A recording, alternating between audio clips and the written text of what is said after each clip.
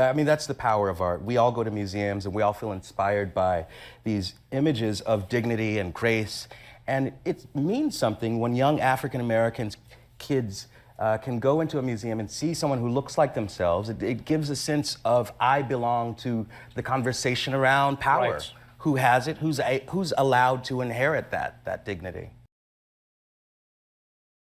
When we look through the history of painting, we see the many ways it was used to depict power, status, victory in battle, and religious iconography. Specifically, European painting during the Renaissance, Baroque, and even earlier periods were closely tied to these themes.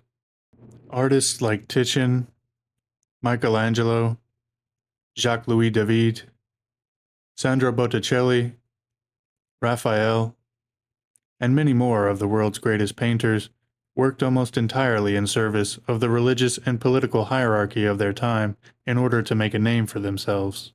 While the works of these artists are recognized to be among the greatest achievements of all mankind, they were commissioned works, and they can be boiled down to propaganda. Painting was a way to depict to the public a narrative that had been selected for them by a ruling class. Ordinary, working-class citizens were not allowed to be the subjects of these mythological paintings. But what if they were?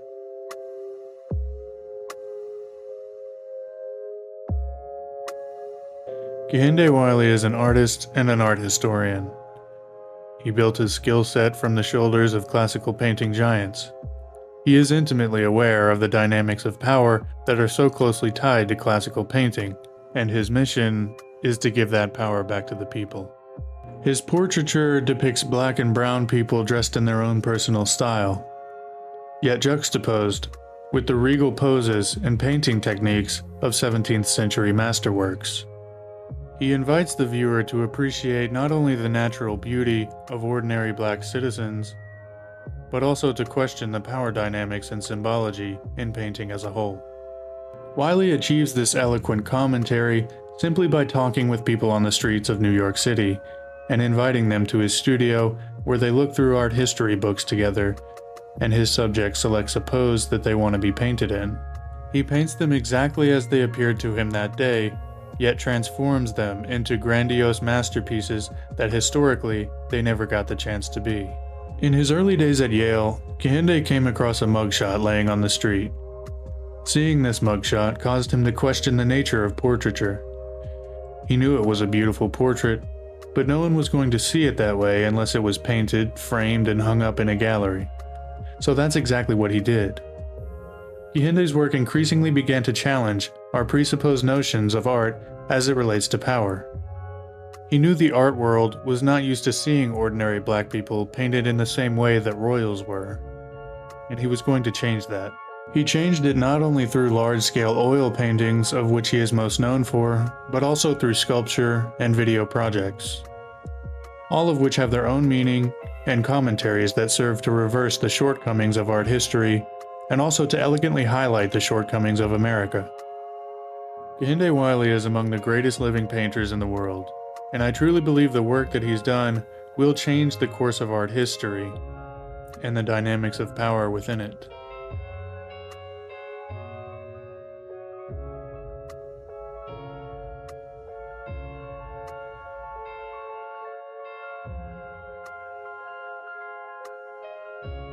The World Stage is a multinational project in which Kehinde traveled to different countries, established temporary studios, and engaged with local communities where he chose subjects for his large-scale oil paintings.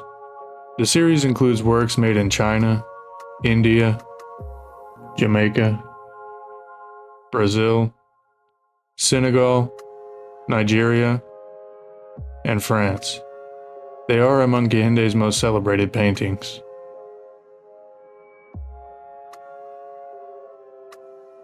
Lamentation is a series of monumental stained glass artworks that further explore religious iconography, depictions of Christ, and depictions of power.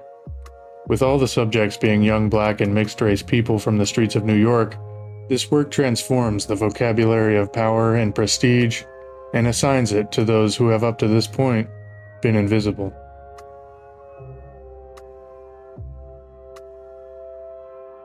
In another reference to religious art, iconic is a series of altarpiece portraits inspired by 15th century Byzantine iconography of saints, archangels, and Christ.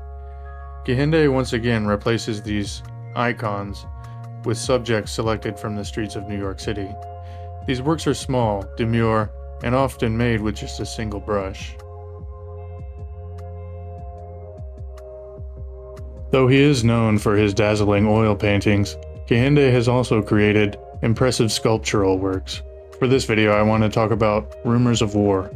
This monumental equestrian sculpture was revealed in Times Square in 2019. The statue references America's controversial Confederate Civil War monuments, some of which are still standing. The face on Rumors of War is that of a young black man. But it's not just any young black man. It is, in fact, a computer-generated composite of 6 different men, emphasizing that the figure represents a collective rather than an individual.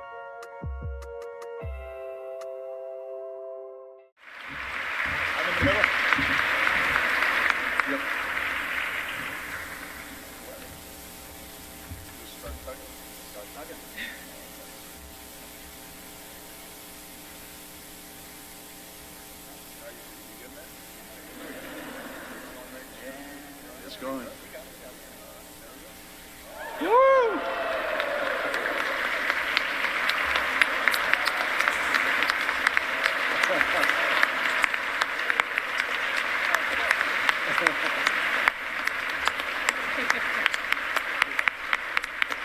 Perhaps his most famous painting, at 7 feet tall and 5 feet wide, this oil-on-canvas portrait of President Barack Obama is nothing short of a masterpiece. After being hired to complete the portrait, Kehinde began a dialogue with Obama to determine how this painting would come together. The pose, a forward lean that suggests to the people that he's listening. The shirt, open collar, no tie, further emphasizing his approachability. The lush green background filled with symbols of Obama's past, flowers from Kenya, Hawaii, and Chicago. All these elements together culminated in the greatest presidential portrait of all time. Well, we all decay, we all leave this earth, but these paintings will be here for centuries. And what I want to be able to do is to say yes to people who look like me, yes to moments of grace and small things that we oftentimes ignore, and to make us all feel as though we were there for something that mattered.